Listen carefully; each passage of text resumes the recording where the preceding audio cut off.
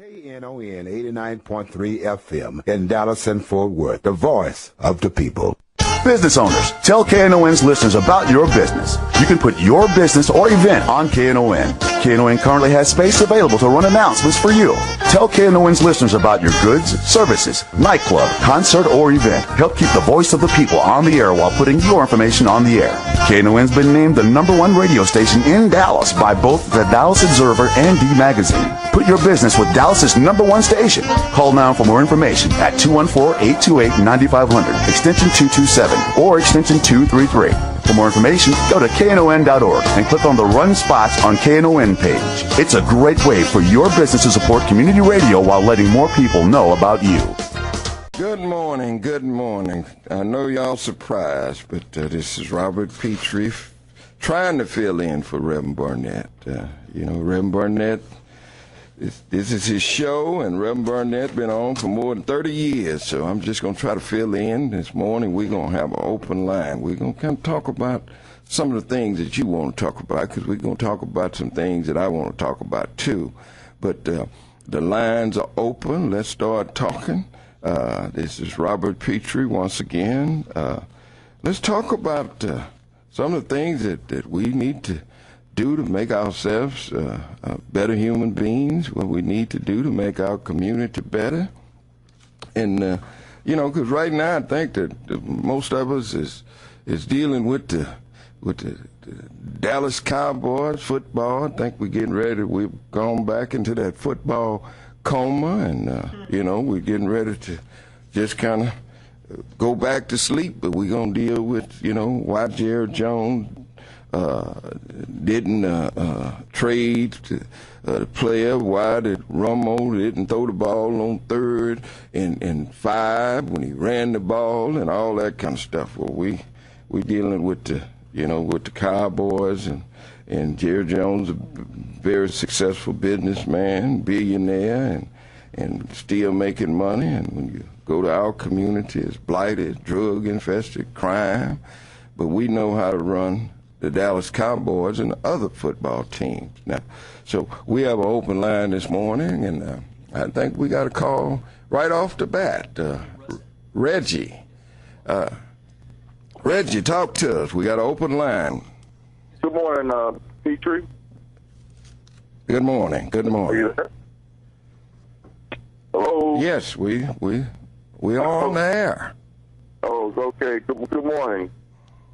Yes, I attended the debate last night, and I thought that Wendy Davis really held her own and did an outstanding job of stating the facts. Okay, what did she say that you feel that was interesting to blacks in Texas? Well, definitely her spin about the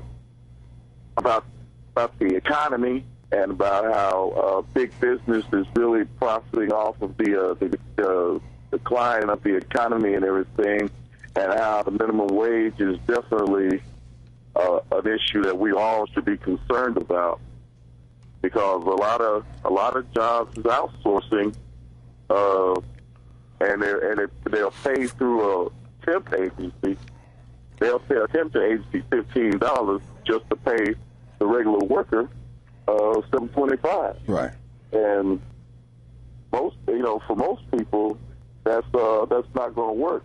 Now, you have some households that live with like 5 or 6 people in their household.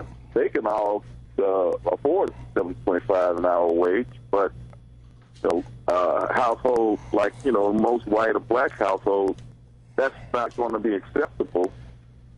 Especially. Well, let me ask you a question. Let me ask you, why do you think it's no jobs, or it's few jobs in the inner cities of America? Not just Dallas, Texas. It's few jobs in the inner city. Why do you think? I think one of the main reasons is that's one of the things that I was going to speak with Dr. Barnett about, is how crime is such a high volume issue, and it definitely affects the workplace. You say crime? Crime. Because you have a lot of people, you have a lot of men, especially black men, they're on the top of the chain as far as getting a job or lack thereof of getting a job. Why do you think it's so hard for a black man to get a job? Well, part of the reason is because the criminal justice system practically goes after black men in prosecuting these cases, and they prosecute numerous cases. Right. And with domestic violence being such a hot button topic right now, do you think it's an economic embargo of the inner cities of America where it's difficult to create jobs and opportunity? Could that be one of the reasons that our community is blighted and we have crime and people unemployed? You know, I've been in South Dallas on Harwood and Grand for 37 years. So I've seen the turnover. I've seen the drugs, the crime, the hopelessness. I've seen these things, and then I've seen the actions of blacks in South Dallas, Oak Cliff.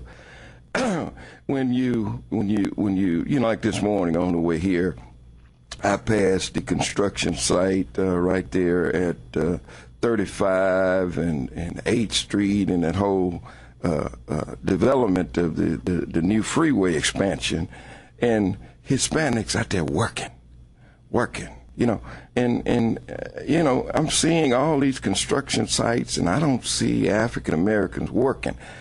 And is it because that they can't find a qualified black that would do the work that's necessary to build these freeways and highways?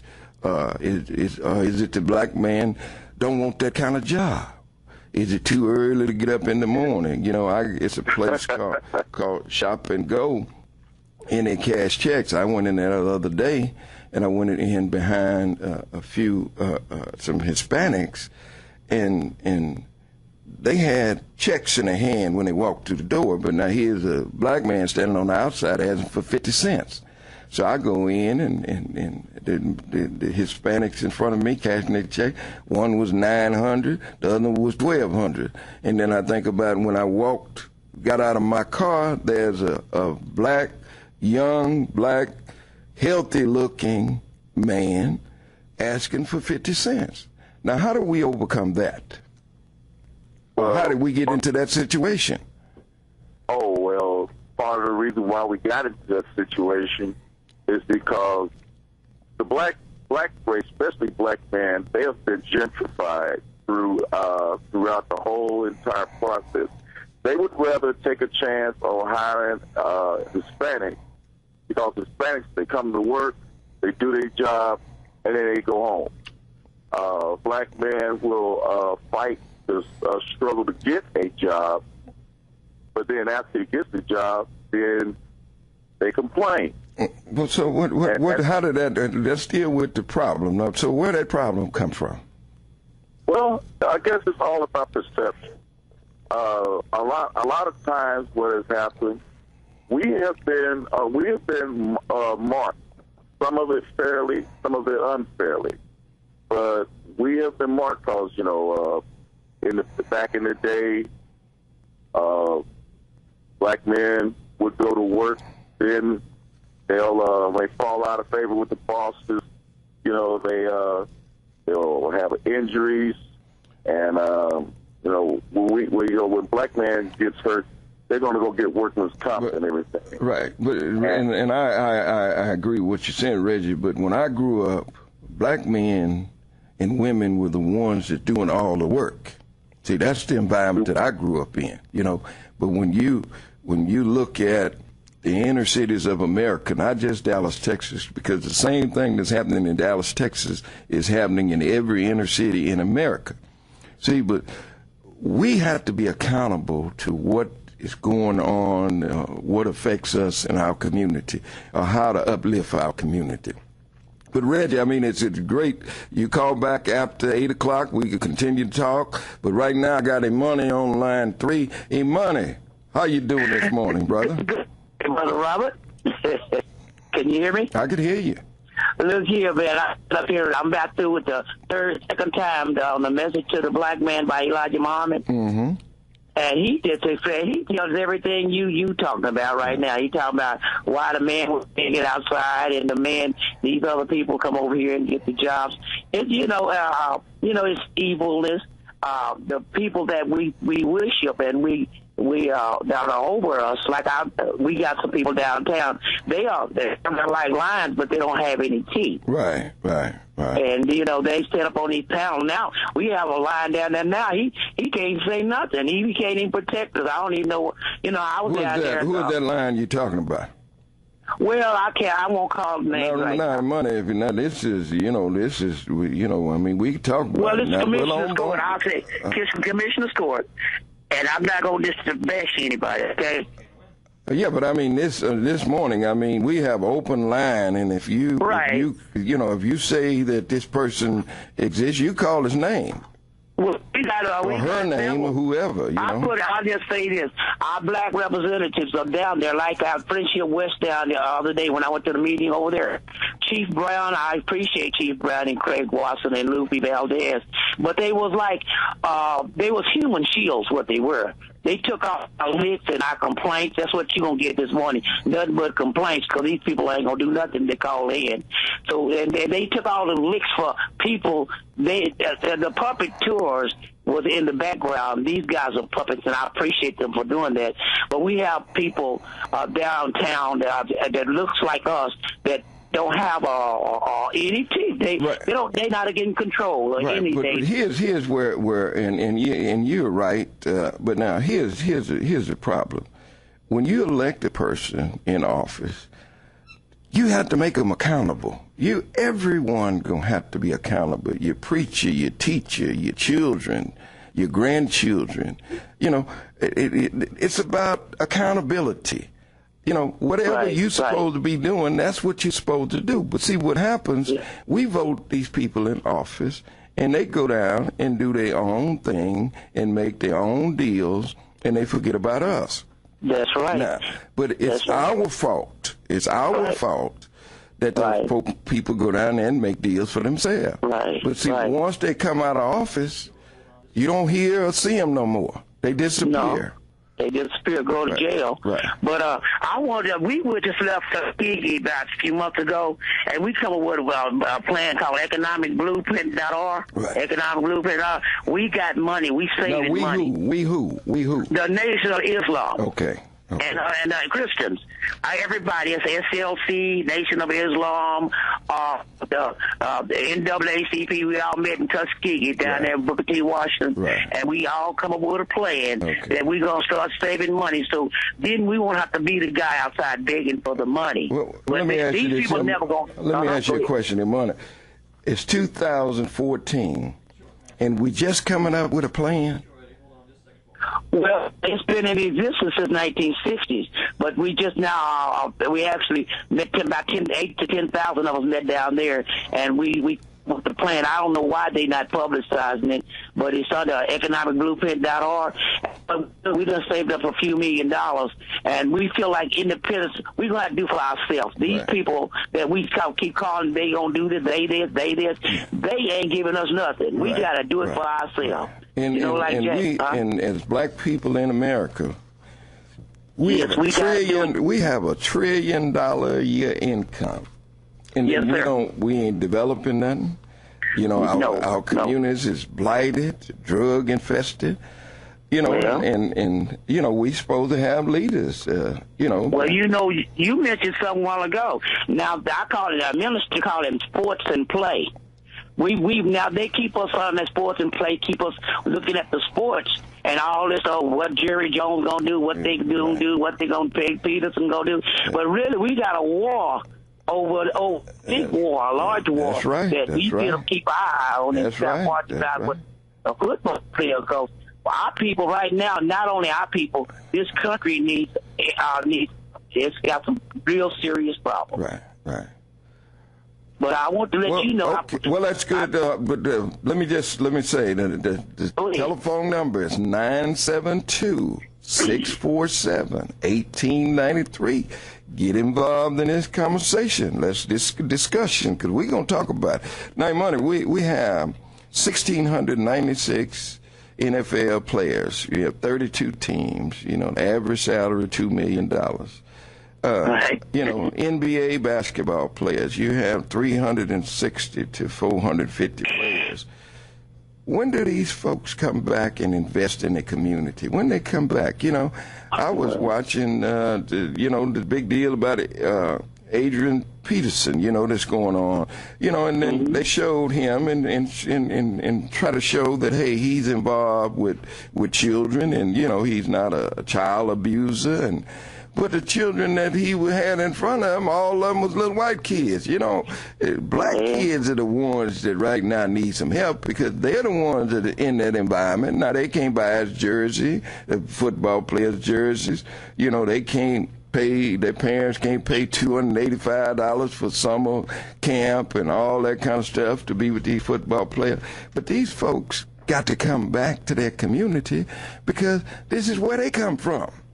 Well, Robert. But we allow this here. We love them to death, and we allow. Right. We got Eddie on line Robert, too. Robert, just one more thing. Go ahead. I want to tell you, all these guys, you'll notice all these ball and play people, they all marry outside of our community. They put the money outside our community. And then you got to remember that these people, the reason they don't come back to us, because they are bought and sold people, these athletes. And another thing, that when they come back to us, they're broke. See, 72% of all professional football players, 3 years after their career is over, they broke. That's right. 68% of basketball players. So somehow they get that money, they have fun. When it's all over, they broke and broke up. That's right. No money, and they broke up. But Imani, we appreciate your call. Thank you, Robert. You're always welcome to call in, and if you want to call back after 8 o'clock, and if you call back after 8, the line is open. Let's go to Eddie. You take some good ones. Eddie, line 2. Eddie? Yes, good morning. How you doing? It's a great day. That is how we must look at it. Okay. Great day. How do we make it great? And what do we have to do to make it great? Move to solutions level. That's right. We know that we are targeted. It's nothing new. That's right. The athletes, those of us who have monies, we need to educate ourselves and to, on purpose, get our leaders. We need to move in that force until it clicks like that, whether it's church or any of those of us who were in the leadership thought. You know, self-esteem, all of these things, but from outside, they're not going to do it. Right. We have to move. I knew a man in Atlanta who had people walking down the street some years back with the sign saying, "What are we going to do about apartheid in South Africa?" Well, there was still then apartheid in Atlanta, Georgia. I went to get a haircut downtown in Atlanta one time, and they refused me in the city of Atlanta, center of the city, after Martin was dead. Still is there today. Right. But the authority to name our future is within ourselves. And we must know this and educate and advertise and all manner. Eddie, why do you feel that blacks are not progressive and making a difference in our community? I mean, you know, as I travel America, I see the black community plighted, just like you see in Dallas and in Chicago and New York and San Francisco. But hold your thought, Eddie. We're going to have to take a break. And just hold your thought, Eddie, and we're going to continue our conversation. We'll be right back. This is Robert Pitre filling in for Reverend Barnett. We're back. Eddie, we back with you now. Just let's talk about it, because you hitting on some interesting things that you see and that we need to do. So continue your conversation, Eddie. That has been continuing for ages, so-called ghettos. The image. We have to be looking at different things. We move the ugly from our neighborhoods. And again, these things have to be done on purpose. Right. Somebody just has to sit down and put on paper, we're going to do this. Can we do it without money, Eddie? Can we do it without money? Money is simply a tool. Right. And when you need that tool for the right purpose, money will come. Right. There's no handicap, none. Now it's handicaps. Now it's handicaps out there. Now the money don't just come, because see, it's an economic embargo in America right now today of inner cities of America where you can't get funding. See, you can't go to banks and borrow money to create jobs and opportunity, buy real estate for development.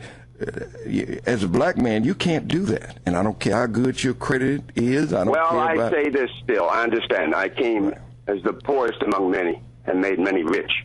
You start with what you have. Right. You can do it in cooperatives. Right. But should we accept it? But I hear this, Ed, and people say it all the time. The banks are regulated by the federal government. Well, the banks are Caesar. We don't have to go to Caesar is what I'm saying. Yeah, but these other businesses go to North Dallas. Let them do. Right. I know in the Dallas area. Why do we have to go in business and can't go to banks and borrow money like other folks? Do you know the system is structured through banking? And go. I'll tell you what you do. Go to North Dallas, and every corner in North Dallas is development. Go to the black communities, not just in Dallas, Texas, all over America, and it's blighted, drug-infested, crime. Eddie, I was sent to South Dallas in 1976, and I've been in business in South Dallas since 1976. Take a guess how many times in 37 years my business has been burglarized? Just take a guess. It could be as much as once a month. Okay. Well, I did 50 times. How many times my cars have been broken in? Say 150 times.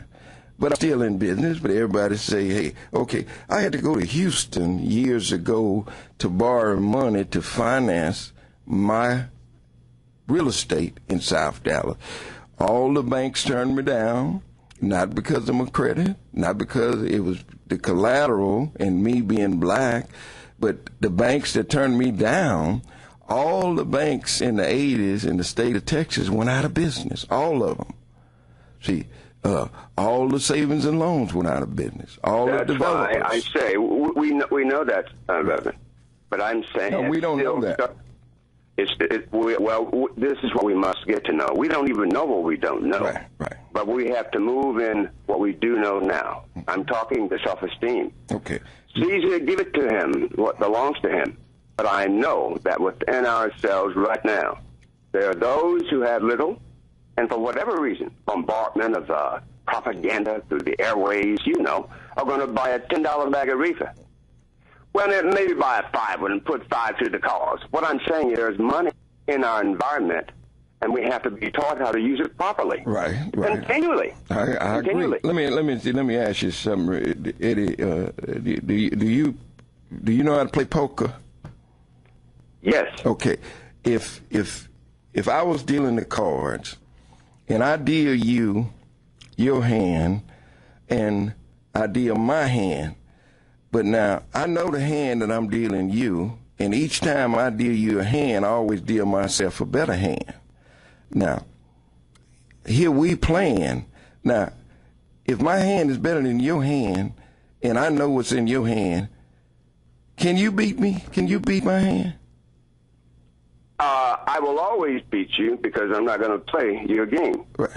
But I mean, that's just the thing. I'm not getting involved in your game. I set the rules in my game. Right, but see, we don't have no game. See, our game in our community is drug-infested community, crime, unemployment, folks that we vote in office that go down to represent us, go down there and represent themselves. I might say that is a fact, but it is not the truth. We have to stop naming that. What about our children are drug-free? And I still got his back. Say it one more time. I missed that. We have to stop naming these things. We keep calling those crime infested. I'm saying continued effort in advertising what we need to do. And I said again, this is a very simple thing. You keep seeing it, you will believe it, and you might do it. Well, Walking down the street with a sign saying, let's do something to clean up ourselves. Well, we got to know what it takes. But and the banking system, no. In the Dallas area, for instance, I know people in the Korean community, they put their monies together. Right, they do. Certain They trusted do. person. Right. And you see businesses springing up everywhere. Right. That's not a secret. We can do that. Yeah. If you go back to even Washington, D.C., some years back, black banks, Yeah. and we can do it. And we do not have to go to their banking system. We have enough at home. Okay, well, we need to take your advice. You need to tell us how to do it, Eddie. Right now, we got Joe on line 1. Thank you, Eddie. Joe. Hello, Robert. How you doing? Just great. Hey, good. Like your topic. Filling those big shoes, Reverend Barnett, very well. Look, as much as it might come as a surprise to you, I agree with about 100%, 101% of what they call just finished with. We will have in life what we tolerate. If you are down and out, you probably will have to do more to get yourself from down and out. Yeah. We put too much. You look at the football and the basketball sports situation. I don't see what all the fuss and hooping and hollering and adoration is about. What you have, most part, is a bunch of rich clowns running around. And many of these guys have been clowns and fools ever since they could run real good with a football and Pop Warner in junior high school and high school. But they get the headlines when you become a multi-millionaire fool. I've had many people that I've gone to college and university with, and they were foolish and silly with their business affairs and their academics and stuff, but they didn't get the notoriety until they became professional. So many times fools are only surprising to the people that didn't already know that they were fools. Right. Des Bryant, for example, fighting with his mom and doing all that stuff some time ago. When you research that, people say Des Bryant has done that ever since he was about 12, 13. He and his mom have been fighting to carry on. But it gets the headlines when you get to be with a star on your helmet, or you got an Indian on your helmet, or you got an eagle on your helmet. I mean, that's a bunch of foolishness. But getting back to this economic thing. But let me just say this here, and then you can get to the economics. But now, you're talking 2,200 professional athletes. Right. Well, I know that's black and white. So, I mean, we don't have, we have all these little kids in Pop Warner and all this that they going to go to the NFL, the NBA, and most of them going to prison. Robert, out here in Lancaster, in my background, it's mainly prison. You got, on Saturday, they say any given Friday night, I think it's that old movie, any given Saturday, you go around to these athletic fields, it's crowded with little children with helmets and pads, and their parents are drinking Kool-Aid and bottles of water and hooping and hollering, and some of the parents on the sideline acting a bigger fool than some of these kids are in the hood with the old guns and stuff. Robert, those same people, if you ask them, say, what is your child's teacher's name? Right. You're going to get and more duh. And that's what but we need to be dealing with academics. Exactly. Have some tutoring classes on Saturday with these kids. Exactly. But Robert, what we want to do, we want to be entertained, and we want to see our son's name in the newspaper. We want to see it in the Eli News on Sunday, whatever. And what we should be doing is bouncing that ball less and putting your head in a doggone book. We suffer. I use that about our problem, how we solve it. Right. Robert, we suffer because we don't inform ourselves in the right way with academics or what have you. You can't be a good citizen if you're not properly informed. Like E-Money was talking about the people downtown sitting on a hand, the one that should speak up. If you're not properly informed, you don't know what to be agitated about. Right. You don't know whose chain to jerk. You don't know whose feet to hold to the fire. That's right. Out here in Lancaster, I run into it all the time. People are worried about who's going to get the credit. Darn, who's going to get the credit. Get your butt moving and do something. Who's going to do the work? Who's going to do the work? Exactly. That's what it is.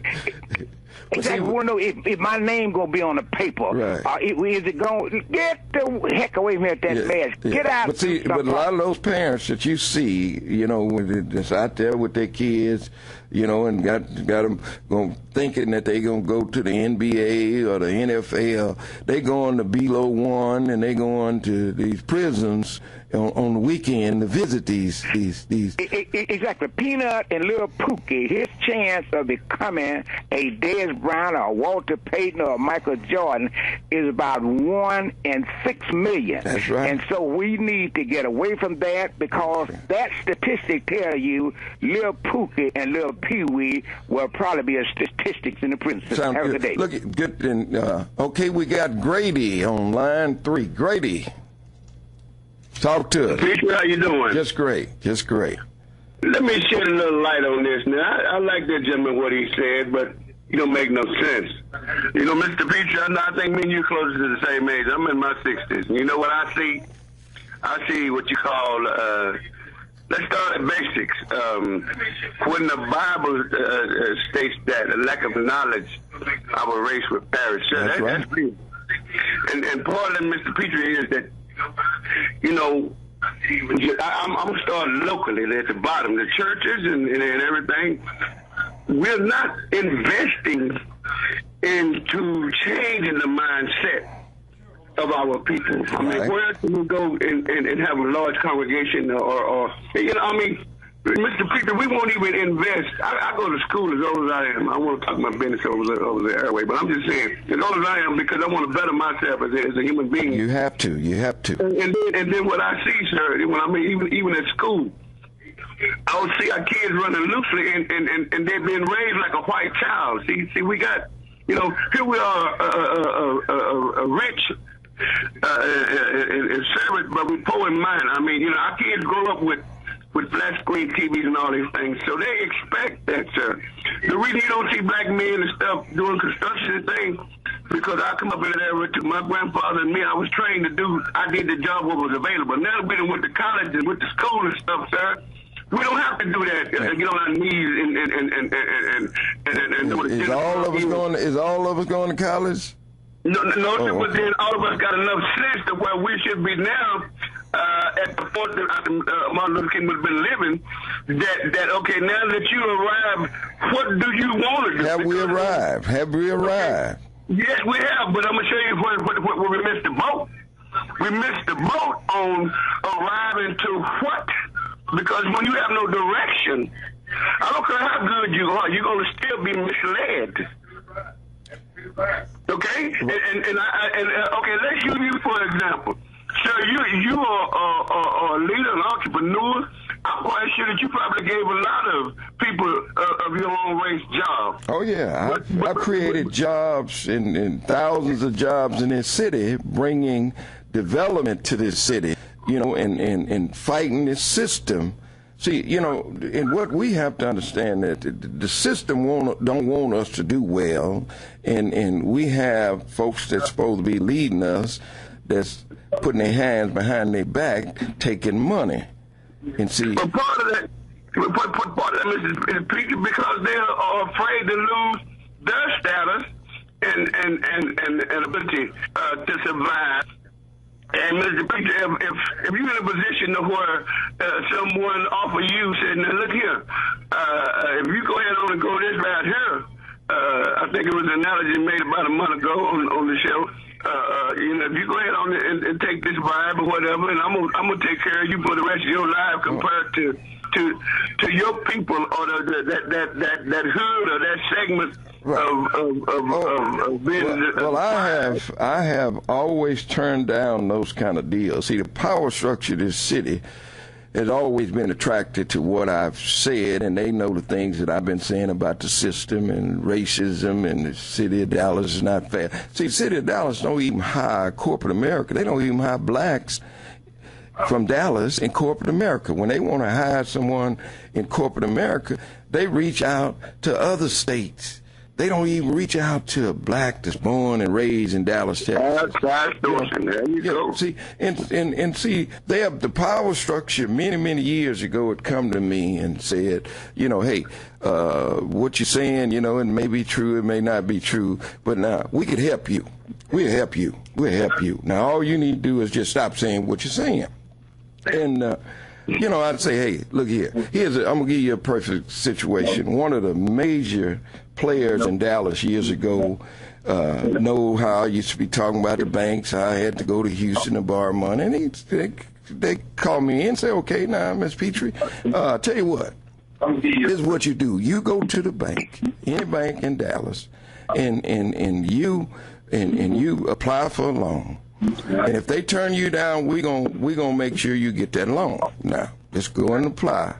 So I thought about it, and I say, but now if I go apply for this loan, and they gonna make sure I get the loan, but I can't talk about banks no more, and I didn't took this deal. Now, at the time, I'm broke when I took this position. So the next morning, I called him back and I said, look here, I think I'm gonna pass on that. I'm just gonna tough it out. God sent me so many opportunities right after that. I mean, it was just a blessing but see, God's gonna test you. God's gonna test you, and it's up to you to make the right kind of decisions. But Grady, we're gonna have to go to Leon, and then we're going to Reverend Wright. But we're gonna have a break coming up. But we're gonna be on for 2 hours, so we're gonna talk about this. But we're gonna go when we come off the break to Leon, then we're going to Reverend Wright. This is Robert Pitre. I'm stirring up things for Reverend Barnett. Now, this is not just a man-only discussion this morning, so we need some ladies to call in and give your opinion of what's happening. And because we not only we talk about these problems, we're going to talk about some solutions to these problems. So we're going to go to Leon. Leon, line 2. Good morning, Mr. Pitre. How you doing? I'm doing. As much as I can do with what I got to do with it. Well. Some of the things that you're saying that are so accurate about the condition of the African American community, we have a tendency to overlook the obvious. We, instead of going by what we see, we listen to these people who tell us these things aren't really happening. Poverty is manufactured.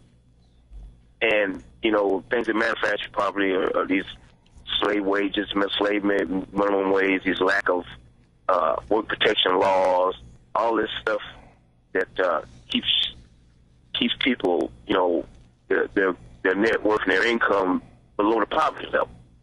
And it's no coincidence that you find this poverty concentrated in areas where there are minorities.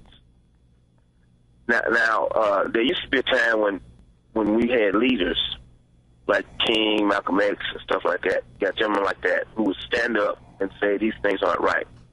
And then you had the grassroots movement who would support them by So what happened to our leaders? What happened to our leaders? The last statement you made before you went to break is what happened. We sold out. We took our extra biscuits and our extra bowl of grits in exchange for allowing. But we should be able to see that we've been sold out from the conditions that we're facing as a people. We should be able to see, if this person been representing us for X amount of years, we ought to be able to say, okay, well, what has he done? And you should be able to come to a conclusion of the facts of what he or she has done to benefit us if he represent us. So and we got to make them accountable. We got to make them accountable. And we should have enough, as you stated, character not to want to participate in the destruction of our own ethnic group. Right. Because we get a few extra dollars and we can be the only minority in this certain subdivision, or the only minority at this certain school. On the job, or I'm the only black on my job. That's ignorant. I hear that often. I'm the only black on my job. Okay, well, fool, you the only black on your job then. Right. Well, you need to be trying to get some more blacks. Right. There's no diversity there. You're a token. Yeah. And it extends, as you were saying again, into the financial system. Right. Let me ask you a question. Let me ask you a question. Is genocide being committed against blacks in America? Oh, it's a form of genocide, but it's a new genre. Right. It's not. It's drugs and diseases and mass incarceration and homicide and sanctions on our community, racism, conspiracy, abortion, welfare, religion. You know, I mean, it's just all these things that happen. When you look at, diseases, just say take diseases. Okay, right now, HIV. You have estimated of 1,200,000 people in America with HIV. Over 500,000 is black folks. Now, we 49% of the HIV population. I mean, here we are, we 36 million, white people 216 million in population, and here we are, we dying more than anybody. Okay, you got a million black folks that's locked up in jails and prisons. You understand? Now, we 40%, 44% of the prison population, and we 13% of the population. So why do we have so many blacks in prison and dying of HIV? You know, and then we don't even deal with it. They won't even talk about it in these church houses. They won't even talk about it. I mean, this is a silent killer. They're just killing us. I mean, they dropping dope in our community. Go through South Dallas in the morning, at night. You understand? And see, men that should be healthy, men that's 45 years old, look like they're 69. And if you ask them, how many years did you spend in prison, they can tell you, well, I spent 5, 10. What do we do? It's kind of like my uncle. I was talking to my uncle, and I was thanking him for supporting me when I grew up as a young boy. My father died when I was 5 years old, but my grandfather was in place, my uncle and everything. And my uncle, I was about 11 years old, and my uncle came and, because I've always worked. And my uncle said, well, okay, I want you to come and help me. I'm tearing down this old house, and I want you to come help me. So my job was to take the nails out of the boards and stack them and to help clean the brick and all this stuff. And my uncle said he was going to take this lumber and these used nails, and he was going to build a house. And I'm, at 11 years old, man, I can't see how you tearing down a house, and you're going to take this lumber, and you're going to take these used nails, and you're going on the lot next door. He said he was going to build a house. So my uncle built this house. And I mean, in one of the nicest homes in the city that I grew up in. Right on the corner.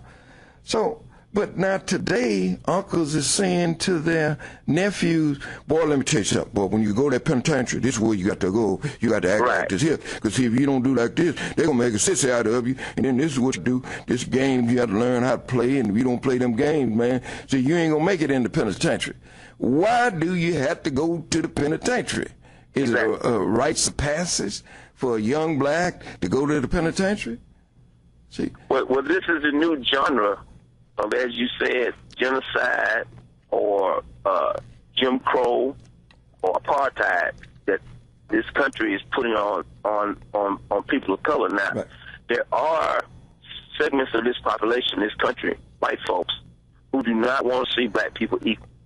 Well, black folks don't want to see, a lot of black folks don't want to see black folks get equal and have more than them. I mean, we discriminate against each other also. That's true. Also. But the black people do not control, as you said before, the banks and the financial institutions.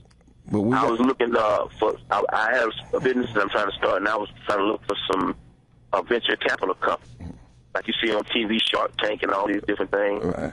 And I pulled up the website, and I just looked at some of the people that were, employees of the company.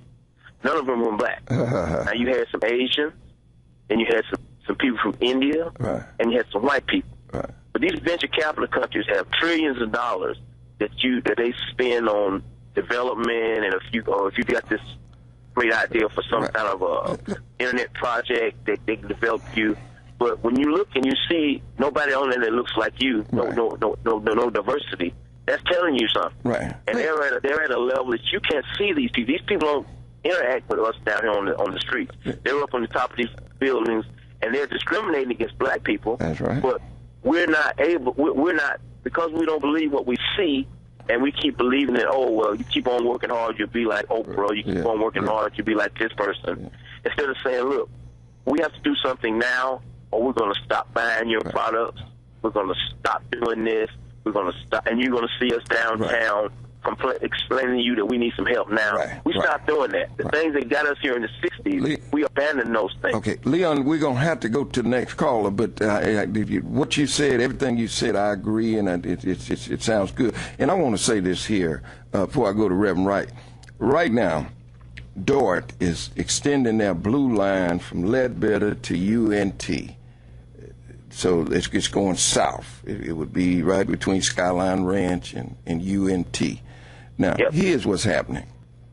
Now, they're going to put the Dort station on a septic tank system. In 2016. No sewer. Because if they run the sewer line to the station, then we at Skyline Ranch would be able to tap into that sewer line. The Barbers would be able to tap into the sewer line, and we could develop our property. See, are you connected with Skyline Ranch? My wife and I own Skyline Ranch. Okay, I talked to your wife Sunday. Okay, well, we need your event. If you call about an event, you need to come out and do business. Well, I talked to her at church. Okay, well, good. But now, here's where blacks is sleep. See, if you continue to let stuff happen to you, and you don't take a stand. Now, in East Texas, West Texas, all over America, and they taking septic tank systems and they hooking up to the utilities. Right. And here we are, we finna let them put a septic tank system with no restroom. You're not going to even be able to use a restroom, and this is 475 car park and ride. So if you live in Lancaster, DeSoto, Cedar Hill, and you want to go to DFW, because that train would take you all the way to DFW, Garland, Plano, wherever that line go. Now, you cannot use the restroom. Yes. But now we accepting this in 2016. We accepting this. But Leon, you could call back after 8 if you want to call back. Right now, I want to get to Reverend Wright. Reverend Wright, talk to me. Dr. Pitre. How you doing, Reverend Wright? I'm doing good, brother. You got very, very interesting show. You made some very, very interesting points. I'm going to run through them right quick because I know you got a line, but you're right. This is all a part of the genocidal attack on the black man. A lot of the things that you were saying when it comes to, it was designed, you said you made a difference about the parent, but there's not a parent, just a parent, and that's the mother. There's no father, because most of the fathers are in the penitentiary. In that situation with the young man, the football player who spanked his child, I think this made the news, Robert, because I think the mother of that child was a white lady. And that's what brought this whole thing out and made it look like it looked. But at the end of the day, it's because the government and society tells us how to raise our family. When you see young kids going to school and killing other kids, when you see young kids plotting to kill boys over girls, when you see young kids killing their parents, because society is trying to, and this is all designed to destroy the black family, tell us how to raise our children. When we were coming up, Barbara, when they started that forced integration, they stopped disciplining in school because they didn't want black teachers with white children. Yeah, that's right. That's right. And so, this is all a part of the genocidal attack still on the black man. But Robert, you make very valid points. Brother, there's a difference between black leaders and leading black. Right. Black leaders are picked by whites and voted.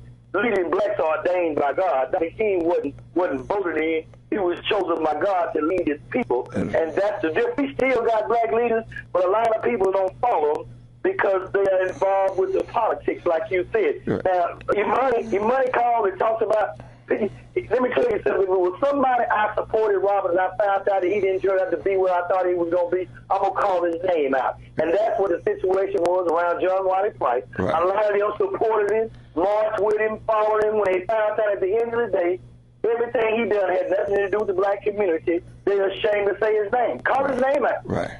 You know, I read something the other day that the feds have 150 million documents on John Wiley Price. 150 million. You know, I thought I was, reading it wrong. I'd say, maybe it's 10,000. 150 million pages. This started way back with the killing, the suicide killing attempt years ago of a couple of other African American people who you know who they are. That investigation in London started out then. And so at the end of the day, it's unfortunate and it's sad because a lot of us thought he was the man downtown. But you know what, Robert, at the end of the day, we even though we know we've been on a genocidal attack, and your caller made a very valid point, we was the last time there was been a major protest to get our point across. Right. The last protest that was done is we done against a Korean grocery store in South Dallas to get their attention to say blacks are even though the way it went down wasn't true, at the end of the day, God has a way of doing things. We opened America's eyes because that went national, let them know. But we still had black folks crossing that picket line and going to do business. Right. You brought up something. Now, when have you last heard from one of our leaders to come talk about economic development, come to us and say, this vote on Wednesday at City Council is about this, and this is, what do you think that my position should be? Haven't had any one of them do it, and you've been saying that. It's about accountability. Accountability? Accountability. Let me tell you something. There are a lot of, our white folks are not racist. Right. And so we can't blame whites over everything that we could be doing. That's right. We've got elected officials from congresswoman to senator to chief of police to district attorney, and all the issues that we're complaining about now. If there were white folk, I can see where we had a problem, but we're dealing with our own people who ain't saying nothing, who are not helping us. There's no way the southern sector, Robert, should look like it looks, and we've got a black commissioner who is the head man at the commissioner's board right now. We've got black elected city council officials, black senators, black congressmen. There's no way the South should look like it looks right now. Accountability. It's all about accountability. And see, everyone has to be accountable. I have to be accountable. You have to be accountable. Exactly. Everyone has to be accountable, and everyone that's representing us has to be accountable. And Robert, I don't care if you stand for your people and you're doing right by your people, it don't matter. You know, I hear Money said that we got to get people to start doing stuff. Robert, you know by the grace of God and not by any other person. We've been able to do the things we do, and it don't matter if I'm sitting there fighting 5 people by myself. I'm going to fight 5 people. That's right. When we know that what is being done wrong to our people. I remember a while back when my friend Dr. Pitre called me and said, right, you know what? There's a white boy singing a song down in Oklahoma where we go gamble and talking about black folks. Yeah. And Dr. Pitre, did we end that little concert or not? That's right. You know, we ended that concert because it's about being a Boston. I'm right here in Dallas. That was in Oklahoma City, and we stepped in and say, "This has got to stop because this is disrespectful to black folk, and black folks spend their money in your casino, and you're not gonna have no white man coming in and talking about calling black folks the N-word and talking about us like we have to tell." And you know what they did? They shut that concert down. That's right. That's right. And see, a lot of things that you could make. See, if you make people play fair with you, you got to make people play fair. And people, we getting ready to have a break, Reverend Barnett, Reverend Wright. Don't leave. We're gonna come right back to you. All right. Okay. All right. This is Robert Pitre filling in for Reverend Dr. Barnett. Josie, Danny, we coming to you. Stay on the line. We coming. Reverend Wright, I want to say something behind what you just said. You know, okay. I went to a meeting and they were showing that they were going to close the exit at Martin Luther King, Pennsylvania, off of 45. And right. And I looked at this, and it was at the convention center where they were showing what they were getting ready to do. And I said to the engineers and everyone with the state of Texas, you can't close this exit. He said, oh, yeah, everybody coming, going north from 45 would have to exit at Lamar.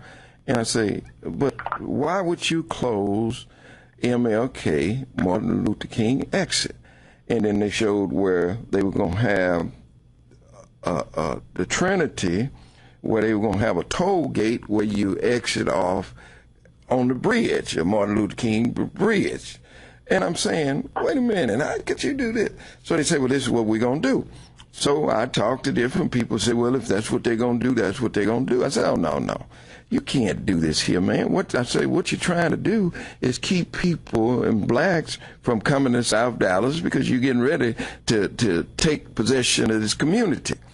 And, well, this is what we're going to do. So I went to different people, and then I went to Dr. Flowers at St. Philip's, and I said, Dr. Flowers, you know, your parents is going to have to exit at Lamar, and people that's going, like if you work at Baylor Hospital and you're on 45, you don't stay on 45 because it get bumper to bumper traffic. A lot of those people take that Martin Luther King, Pennsylvania exit, and they go all the way down. I'm one of them. So, right. So, and so they was just, so I took a stance.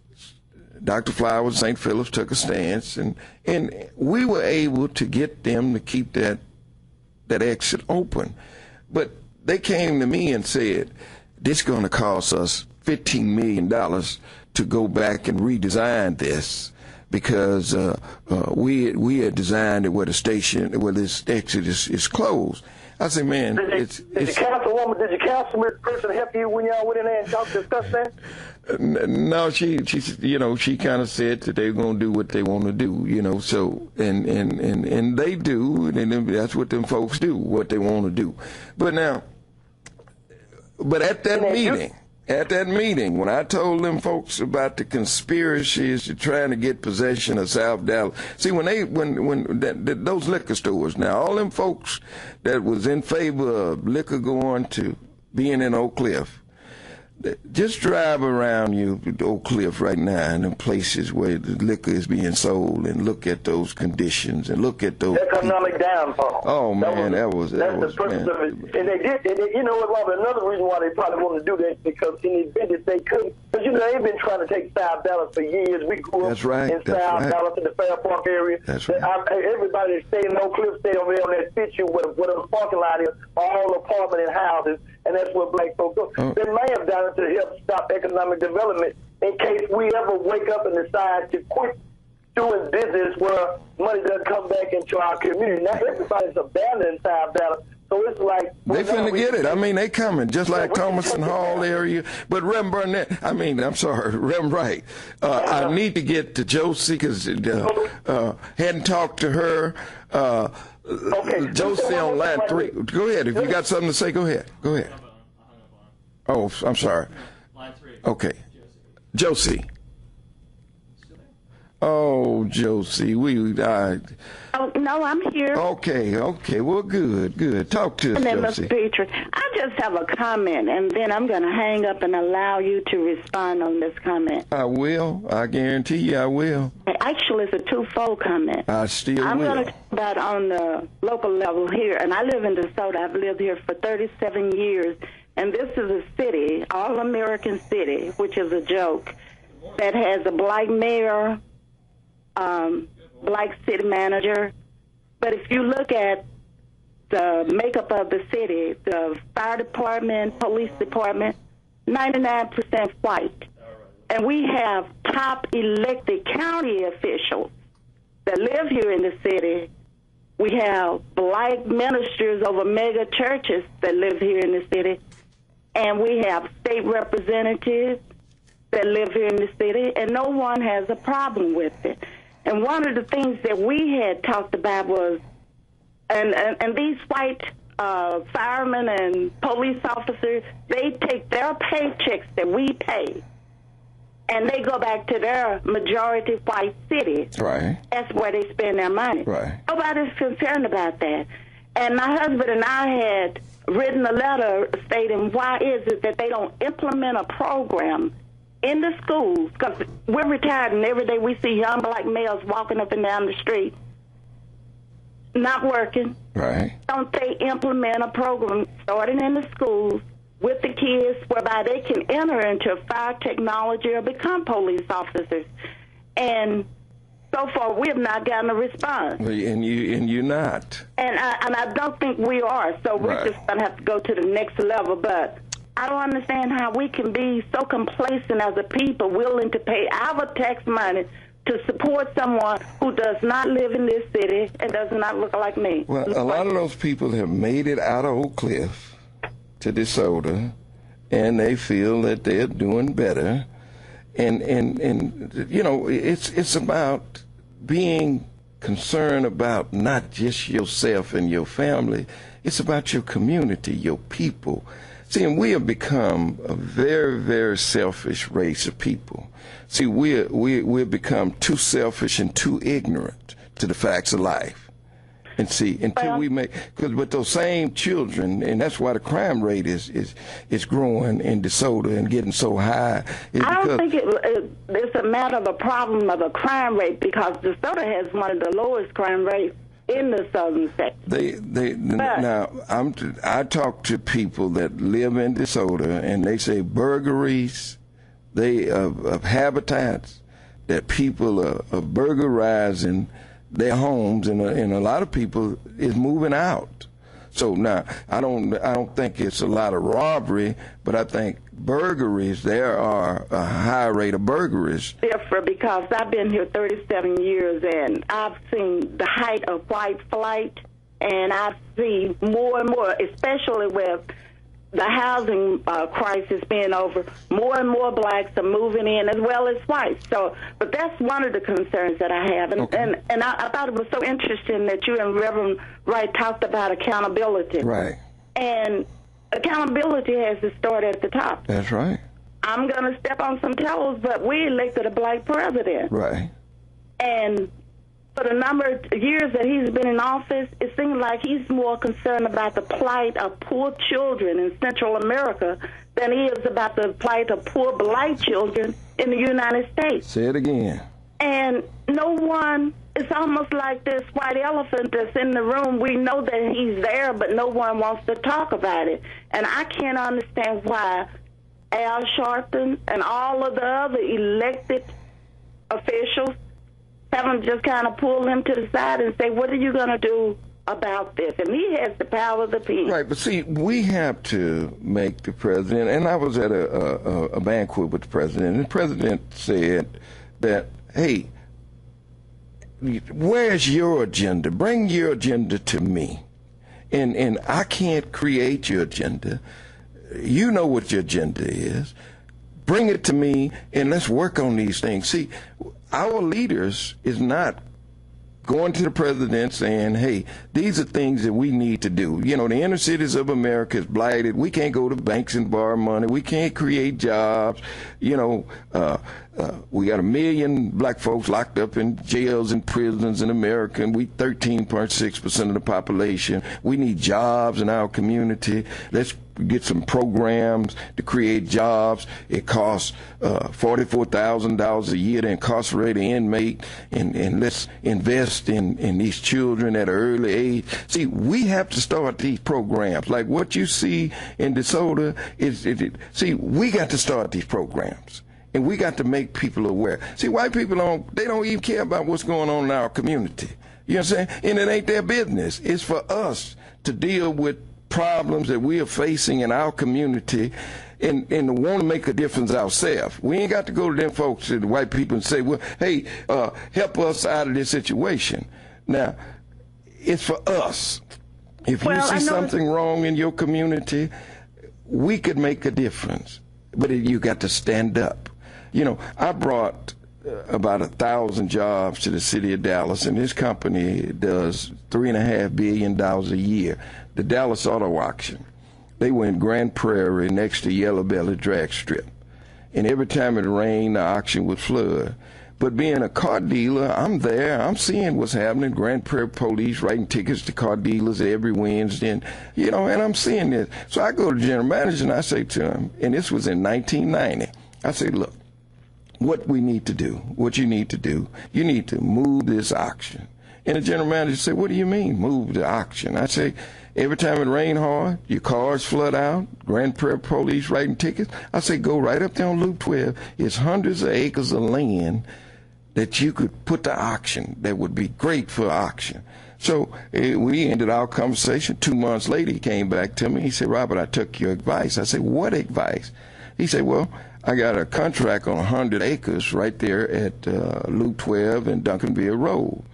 And I said, oh, well, great. He said, but now the city of Dallas don't want an auction there. I said, now how could the city of Dallas not want an auction? And you talking about bringing 750 to 1,000 jobs to southern Dallas. Went to Al Liscombe. It was in Councilman Tandy's district. Went to Leo Denny when he was on the planning commission. And we were able to get this done. Now this company, they gross over $3.5 billion a year. They bring to the Dallas, add to the Dallas economy, $125 million. But they pay. Pitre, how many blacks are working for that company? They got lots of blacks. That was basically my comment, and I thank you and I appreciate your time. Right. Thank you. And see, we have to create these jobs and opportunity. If you see something that's not happening in your community, if you see something that you could do yourself, or you could get some of your friends and organize, you all have to be accountable for everything that go wrong, everything that's good in your community. You have to be accountable. See, let's go to Danny. Danny, line 2. Danny on line 2. Danny. Look like let's go to line 1. Reverend Moss. Good morning. Good morning. Enjoying this. Well, good. Yeah, listen, I'm going to throw a couple things in here on this plate. I grew up, I came up here way back, and I'm an old man, and I've seen a lot of changes. When I first started working with my dad, we were working on construction, and there wasn't nothing on the construction site but blacks and white. The white was the boss. That's right. Was the foreman. And you had all these blacks out there tying steel, running jackhammers, and all this kind of stuff. And I thought then, you know, that was the day. There was some good old days, but it was some hard days too, because we wasn't making nothing. I started working, I'm making 75 cents an hour on a construction job. And then I got to thinking, there wasn't no Spanish people on the job because you didn't have no Spanish-speaking supervisors on the job to them. So, but anyway, I remember in our community we had a lot of little grocery stores were run by blacks, and then these Iranian people come over here and with money and bought them out. In our community, we let that happen.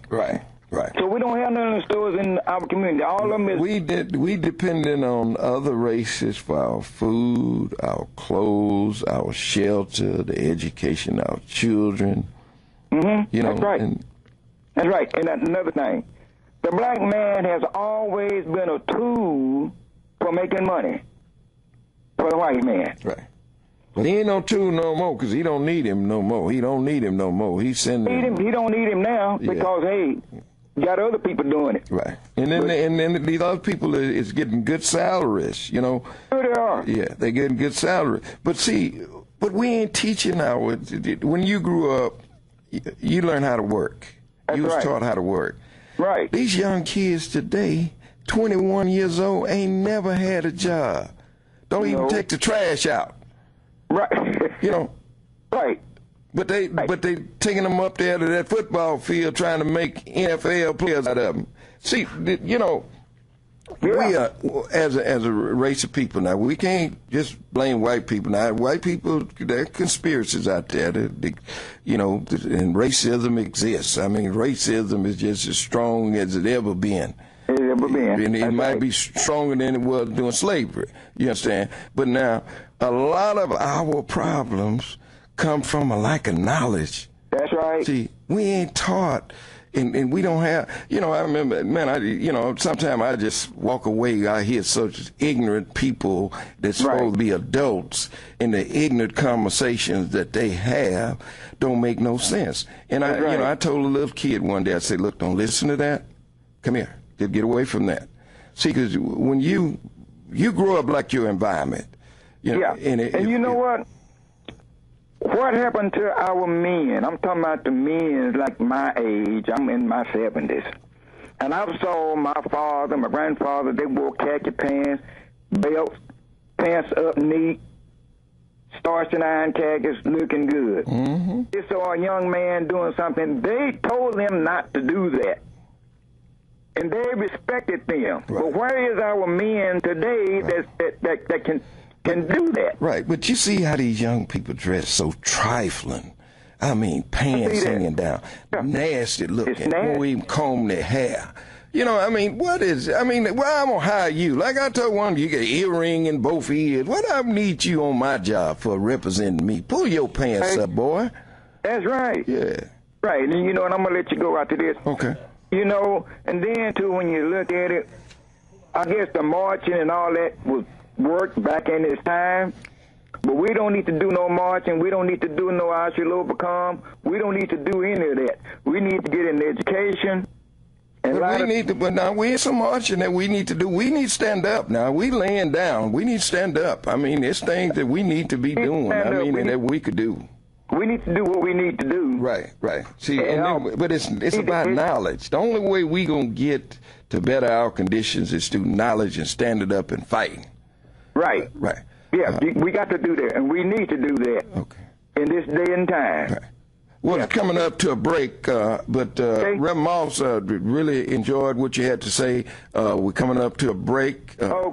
Thank you. Okay. All right, and we'll be with Tony and Rosalind. This is Robert Pitre filling in for Reverend Dr. Barnett. We have Tony on line 2. Let's go to Tony, and then we get to Rosalind. Tony. Hello? Line 2, Tony. Let's go to Rosalind on line 3. Tony, call back. I don't know what happened. Call back. Rosalind. Good morning. How you doing? I'm blessed and highly favored. Thank you for giving me the opportunity to share this moment with you. I have an issue. I am a Harrison, and my cousin is Jason Harrison, who was brutally murdered on June the 14th, 2014, by the hands of the Dallas Police Department. He was mentally ill, and he was also unarmed. I have an issue here on not one community leader nor a minister in Dallas, Texas, has not once stepped up to assist us. Tell us what happened. Tell us what happened. Okay, he was mentally ill, bipolar, schizophrenia. Okay. He did not take his medication that day. And when you don't take your medication, if you are familiar with the mentally ill, they begin to doubt unseemingly. He wasn't very irate. He was just walking up and down the street, talking to himself, which is what he does, which is the similarities and the pattern of schizophrenia. Okay, my aunt, who has called police 40 times prior to this call to assist her with getting him help for his mental illness, and to take him to Parkland Hospital, which is what they have always done, maybe 40 times prior to that call. Okay. From my understanding, they did not wait. The tutors, which are not of color, they did not wait on the medical trained personnel to get there. So in the paper, it says that Jason launched out at them, which he was in the house at the time, standing at the front door, and my aunt was maybe 2 feet behind him. Right. So as he looked to his left, there was an officer. Looked to his right, there was an officer. So I'm not sure, but he was shot in the chest 3 times, and as he turned around to a familiar face, which was mine, they shot him in the back twice, shot him in the forearm, and then as he fell flat on his face, they handcuffed him. Jesus. Now, this is in Dallas, Texas. Now, when was Dallas, this? Texas, on Glen Cairn, June the 14th, 2014. You know, it is something that I've never heard. This is, wow. It's been on the news a couple of times. The media, you know, aired it a couple of times. We had a press conference. We did a protest in front of the police department on Lamar. This was the first time ever that the Dallas Police Department had a body cam on their lapel. Right. Now, now what part of Dallas is this happening? It's Oak Cliff, Camp Wisdom, Glen Cairn, Racine, in that area. Right. You know, in the hood. Right. And you mentioned accountability, where you have churches on every other corner. See, this is what we got to do. I mean, see, and then it should be where, in situations like this, that you could call the church and say, hey, why do we have to call the church? I've been on churches. I've reached out to one of the greatest prestige ministers here in Dallas, who I know stands up for justice, who I know was sitting on the front row at Mike Brown's funeral, okay, alone. Come on now, really? You're out advocating out of your state when you got a Ferguson right here in your home, in your neighborhood. Now, who is this minister? Where you call a name. We don't just want to hide. Dr. Haynes. Okay, all right. Yes. Okay. National Action Network has not reached out. I'm working with Mothers Against Police Brutality, Colette Flanagan, who is very beautiful, and I believe she... What, did they indict the officers? No. Now, we can go further. We got 14 killings here in Dallas. Not one officer has been indicted for an unarmed murder. Not one officer, but they've been indicted on 3 other situations. One running over someone with I could understand how you feel. I could definitely understand how you feel. I could definitely understand how you feel. You know, and I think that, you know, but do we care about what happens to other people in our community that we may not know? I mean, that's part of that selfishness, where we only care about what happens to us. But it comes back. It usually comes back to us sooner or later. Yes, sir. You know, I read it in the paper. I read it, and I've heard it on the news. You know, about others being killed. I'm like, oh my God. But call me. He struck a match under my butt. Right. He struck a match under my butt because my family tree was plucked. Right. But not just for Jason Harrison. I'm standing up for all that have been unlawfully murdered in the state of Texas and throughout the nation. Well, God. I mean, come on now. Right. He sees all the nations, and he sees all the Call me. I'd like to know more about it. And we need help. Right. And my number, let me give you my office number, 214-421-3029. And just call me. And see, because we have to be accountable. And it's things that we can do, and we could make a difference if we take a stand. But, I mean, we have just become so selfish as a people. I mean, and what I'm saying, I say it all the time. I'm not just saying it because I'm here hosting the show on Reverend Barnett, for Reverend Barnett. But, I mean, as a people, we've become so selfish and ignorant to the facts of life, just ignorant. You know, now, I could say these things because I'm independent. I mean, these white folk can't pull my string. They can't say, and they don't like me now. They don't like me, but you know, but I have white friends. I don't want to say that I'm disliked by all white people. It's more the power structure of the city, because the things that I be saying blacks should really pay attention to, and they really should take a position. You know, and they don't want, see, they'd rather for you to lay down and be asleep. They'd rather for you to be asleep. Right. Take a stand for justice. But see, this community in Dallas, Texas, there are great opportunities in this city. Yes. But people just won't stand up.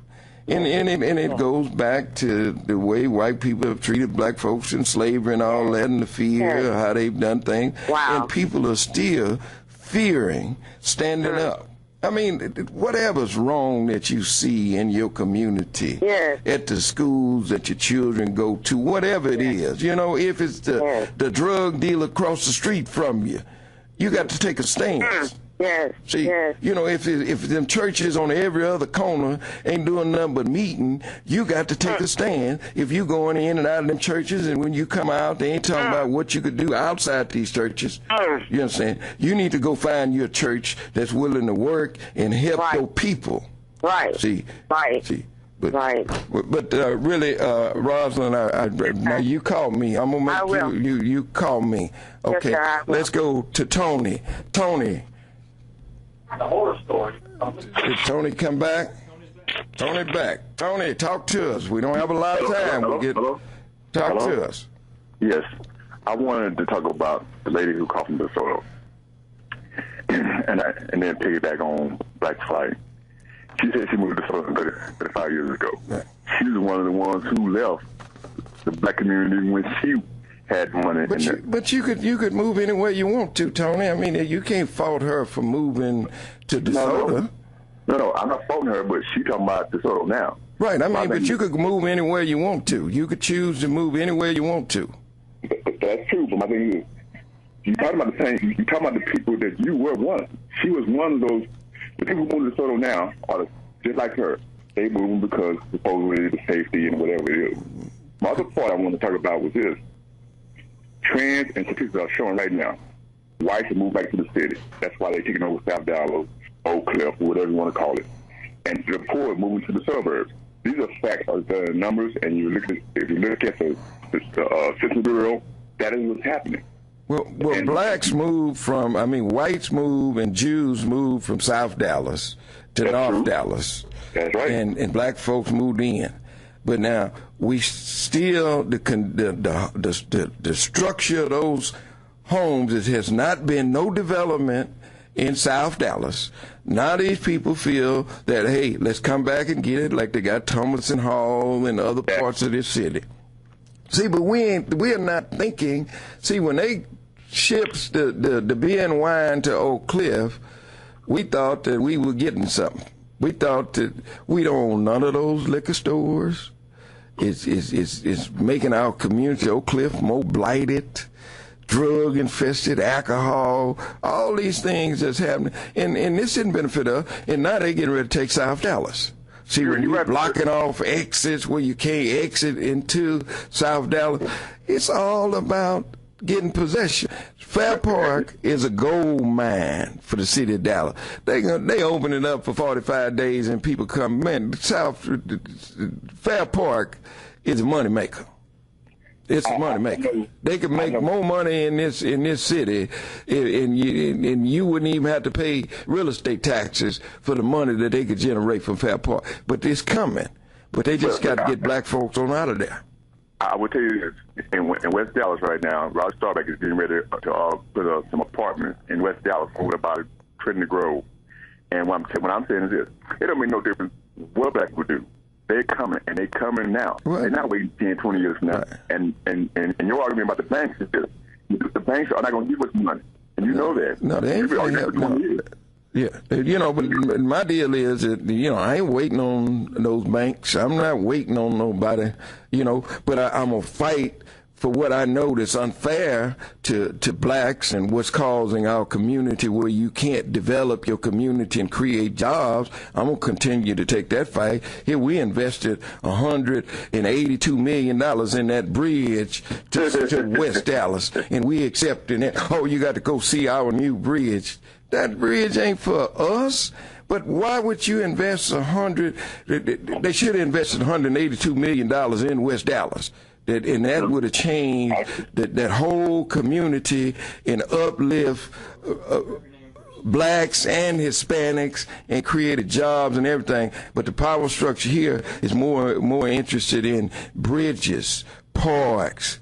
See, that don't benefit us. But we just laying down on our backs. You know, hey man, we finna drown is what's gonna happen. We are drowning. And see, we got more churches. We got churches everywhere. Go through Oak Cliff. Every time you make a turn, there's a church. What is the role? How is the church helping our community? And they selling drugs across the street from the church. And then the members that's going into the church know they're selling drugs across the street from the church, and they afraid to do something. Man, don't get me talking. Tony, appreciate you. Willie, line 1. Willie. Okay, now look, we don't have no callers. Come on, somebody call in. Let's call in. Let's continue to talk. If you call in before, just call back. We have about 25 minutes. I believe Reggie Russell might still be on line 4. He's been on hold the whole show. Okay, I didn't hear him. Let me put him back in. Okay. Reggie? Hello? Yes. Reggie. Yes. This is Reggie Griffin. I'm with Texas Mills Foundation. I wanted to add to the point that Rosalind was talking about, and definitely when you talked earlier about genocide. The Dallas Police, sir? We're listening. Oh, okay. Well, the Dallas Police Department systematically is wiping us out, and they're being enabled by the DA's office because of the fact that they're profiting off the misery of what's going on in our community. Okay. I met Rosalind last week at the town hall meeting, and we were discussing the same particular issue about what's going on. And the DA and the chief of police want to sit up here and throw all the blame on the grand jury. They're saying that the grand jury is the reason why we're not getting justice in our communities and everything. I've been a victim of domestic violence, but when I speak about it, people look at me like, how can you be a victim of domestic violence because you're a black man? And Greg Barber has made a point at his campaign the other week at Fair Park. He was saying that men, i.e., black men, are the main aggressors in domestic violence. Let me just say this here. Okay, in the Iraq and Afghanistan war from 1982 to the present, I think it's been about 7,000 soldiers to die. 7,000 soldiers. In the same period of time in America, it's been over 100,000 blacks to die by homicide, and 93% of it was by African Americans.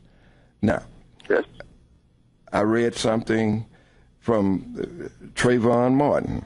Okay, 513 days after his death, 11,106 African Americans have been murdered. See, we ain't standing up for what happens to us in our community. We're not standing up. See, when you're murdered, I don't care who you murdered by, we need to be taking a stance. It's not all right for another black man to kill another black man. It's not all right. It shouldn't be all right. But it seems to be all right for us to kill each other. It seems to be all right for us to sell dope to each other. It seems to be all right for us to allow these politicians that's supposed to be representing us to go down there and make deals to benefit themselves. But now we're getting short on time. I need to go to Betty on line 3, and then we're going to go to Michael, and then we're going to Barber. This is Robert Pitre filling in for Reverend Barnett. I guess, I'm going to be in trouble with some of these folks out here because, I'm going to tell it like it is. And, because when you're independent, you can do that. Betty, line 3. Hello, Yes. Mr. Pitre. How you doing, Betty? I'm not independent, but I'm going to tell it like it is. Tell it like it is. Tell it like it is. And now, tell them something they need to hear too, Betty. I truly am, whether they want to hear it or not. Tell it that you got to ask. Now, I'm a black woman in this area. Okay. And I'm maybe I'm wrong, but it seems like all these football players and sports people, the black men, it seems like when they start making a whole lot of money, the black women are not good enough for them. That's right. They have to have another race on their arm. You know what I'm saying? Right. They do. Sometimes we feel abandoned because they'll flash them up in our face like, oh, look what I got. Mm-hmm. Well, in a lot of cases, that's something they've been wanting all their life, and they got the money now. Because see, you ain't gonna see, they ain't gonna be accepted if they don't have the money now. Well, look at here. If you don't want me when you got all that money, don't come to me broke when you can't even catch a bus. You know what I'm saying? Yeah, but see, don't come crawling back to me when you're broke. Right, but see, them white girls don't want them when they broke. See, they don't want them when they broke. But why do they act like when they get a certain amount of money, we're not good enough for them? Yeah. But when they don't have anything, we're good enough for them. But you got to teach them from little boys about the love that they should have for the black woman, and you got to make them understand. But these guys, see, a lot of times when they go to college and they're good athletes, they put them little white girls on them. They'll sacrifice a few of the little white girls to keep them boys there at college. Well, our black men have got to wake up and stop being stupid. Well, don't make them all men. See, it's males and men, and it's females and ladies. Oh, okay. See, yeah, see. Okay. Yeah, see. Just one more comment I have. Go ahead. Now, I love all races. Don't get me wrong. Okay. And we are all prejudiced to a certain extent about something. That's right. Now, we keep talking about black and white, but you know what? We better start looking at more races besides the white race, because there are so many other people, races coming over here until our piece of the pie is getting smaller and smaller. Right, and then they hear about us before they get here, and they hear about us through our rap music and the ignorance that they should broadcast all over the world what black folks are like in America. So they come over here prejudiced against us up front because they feel that these people are ignorant, these people have opportunities and they don't take advantage of it. Look at their community, blighted, drug infested. Every time they turn on the news, they done shot each other, they shooting each other and all this old negative stuff. And they believe that this is what we are like as human beings. Well, and I love all races, but I think the race that's going to be more detrimental to America than any race is basically the Hispanic race, because they're having so many children. Yeah, but it ain't nothing wrong with having children if you're teaching them something. No, I'm talking about the population growth. Right. In China now, you can only have so many kids. Right. But here in America, if we, see, 80% of our children grow up in a single-parent home. 80%. See, when these young boys, and it's a question that I usually ask men, a lot of times I had an opportunity to talk to a group of white men. And one of the questions that I always asked them from the beginning, I asked them, how many of you all was raised with a father in your life? Raise your hand. In most cases, that's all of them. And then my next question is, how many of you all would be the man you are today if you didn't have your father in your life? Raise your hand. And I don't get a hand. But you know what? Where most of our black kids are schools they go to now, what the name of them are? Charter schools. Yeah. You know why? And I'm going to hang up. Because a young man told me that they didn't feel, the black kids didn't feel comfortable anymore in the public schools because they are overrun with people from foreign countries. Yeah, but see, you know, my mother told me, and we're going to go to the next call, and thank you for calling. But my mother told me years ago, I told my mother, I said, Mama, you know, I don't want to do this here. And it was something she wanted me. And she stood up in front of me. She said, boy, let me tell you something. You don't have no wants. You want what I want you want. Do you understand? And I understood that day on that I didn't have no wants. I couldn't tell my mother what I didn't want to do. You know what I'm saying? See, we got these kids, they run in the house. Yeah, they running things. You know, I don't want to do that. I don't want to do that. And this is what some of our Christian folks need to understand. See, a lot of times God puts stuff in front of you, and God sent people to you in need, and then you turn around and I ain't, man, you don't get away from me. I ain't got nothing to give you. Go find it for yourself. But God sent that person there, and you, and then you asking God for blessings. Let's go to Barber. That was Barber. Good. Let's go to Michael on line 2. Hey, how's it going, man? Just great. All right, yeah, as far as, you know, them black athletes choosing white women. Right. Well, she must have forgot about Diane Carroll and Diana Ross and them Williams girls. They got white men. Yeah, you know, that's right. Halle Berry got a white man. That's right. Tina Turner got a white man. Yeah. You know, so I don't even worry. I don't care who nobody marry. If they don't marry a gorilla and he's stealing my bananas, I wouldn't give a damn. Yeah. You know. But here we are. You know, you got, if you're a black man, you had a black mother. And well, Adrian Peterson, did no white girl call the police on him? A black woman did. Now, somebody just said it was the white lady, so it was a black. I done got whoopings and had little scratches and stuff. That's why I'm 50-some years old and ain't never been to prison and ain't on drugs now. That's right. And that discipline works. Discipline works. Now I don't. So, I mean, I don't know the circumstances, but here what we have to do to uplift our community. Those little 4- or 5-year-old kids. These are ones that we have to be teaching. Well, you know, like they say, you know, if you don't whoop them, the police show gonna shoot them. Yeah, and I learned something today. Or they get in that, they gonna go down in that penitentiary and boss gonna work them and sick somebody on them if they want something done to them. And I learned something today. If you got any kinfolks with mental problems, quit calling the damn police. You know, this been happening for years. They call the police, cause the boy out there cussing loud, police come kill him. What you expect? Yeah, well, we got to do something. We got to help. Let me say this here, and then I'm gonna go back. In South Dallas right now, I see people walking around all day long talking to themselves, and people hungry. I mean, you could come over there if you're a church or something. You come over there and see if you could help them. But the police is the ones that seeing after these folks, because that's like they calling them.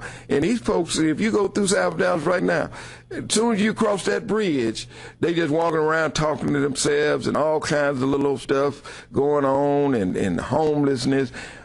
Some of those people could be helped. That ain't nothing but a church feeding ground. All them churches do is just feed them. You don't never hear about none of them. I know guys been going up there to eat right there next to you for 5 years, 10 years. You don't never hear about one of them getting a job.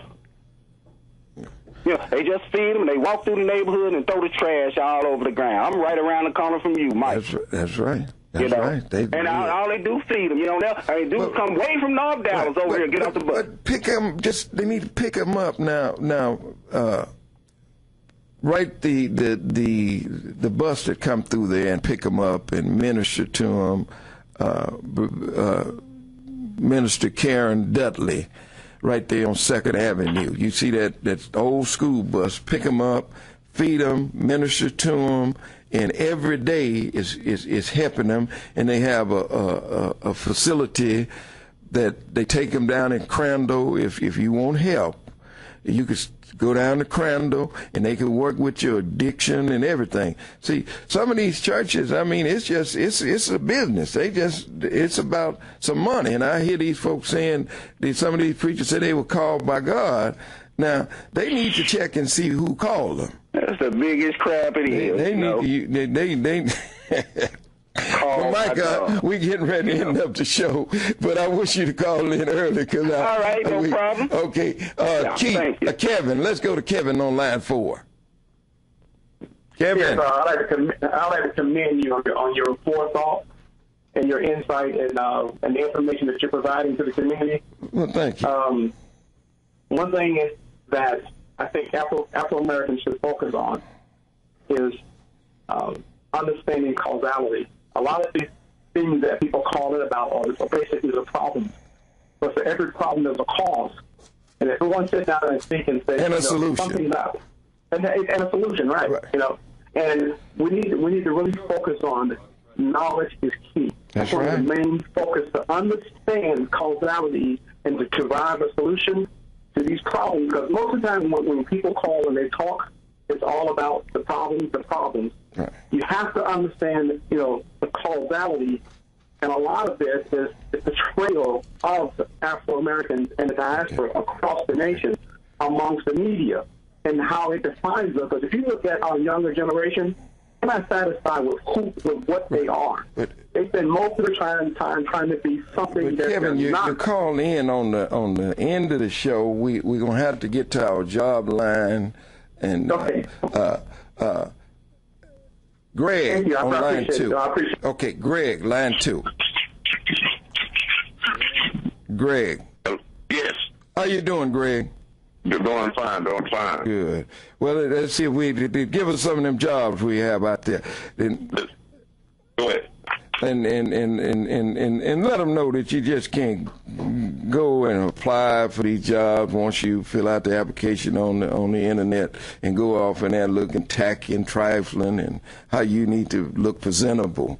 No, you really want a job.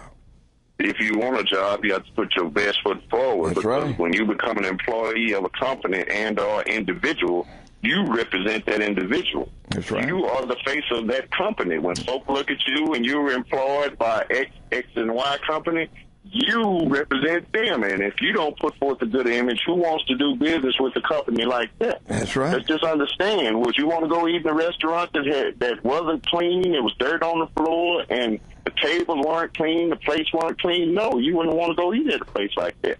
Would you want to buy something from an individual that didn't dress appropriately, didn't have on the appropriate clothes? No, nobody would. That's right. And that's the same image that you put forth when you work for an organization or individual.